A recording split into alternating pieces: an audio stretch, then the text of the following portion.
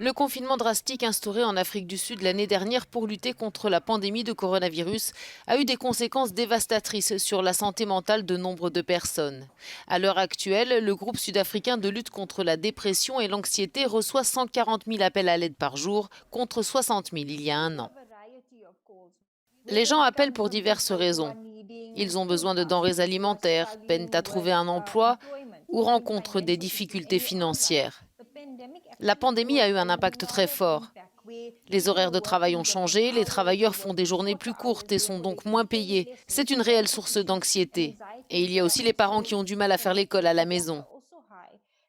L'Afrique du Sud est le pays le plus touché du continent africain par la pandémie de Covid-19.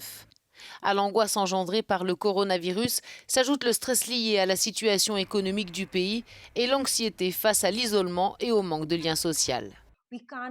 Nous ressentons tous actuellement une certaine tension parce que nous ne pouvons pas compartimenter notre vie. Un temps pour dormir, un temps pour travailler, un temps pour la maison et un temps pour les enfants. Cela devient de plus en plus difficile et je pense qu'il est important d'instaurer une routine. Selon les chiffres officiels, l'Afrique du Sud a déjà enregistré près d'1,5 million de contaminations et plus de 50 000 décès liés à la Covid-19 depuis le début de la pandémie. Or, l'hiver approche et avec lui la crainte d'une troisième vague, d'autant que la campagne de vaccination vient tout juste de commencer. L'anxiété ne va pas diminuer, mais les questions pourraient être différentes. Au début, ils étaient nombreux à appeler la plateforme Covid pour demander soit où trouver une aide alimentaire, soit où il était possible de réaliser un test de dépistage. Ce sont toutes ces questions différentes qui se posent.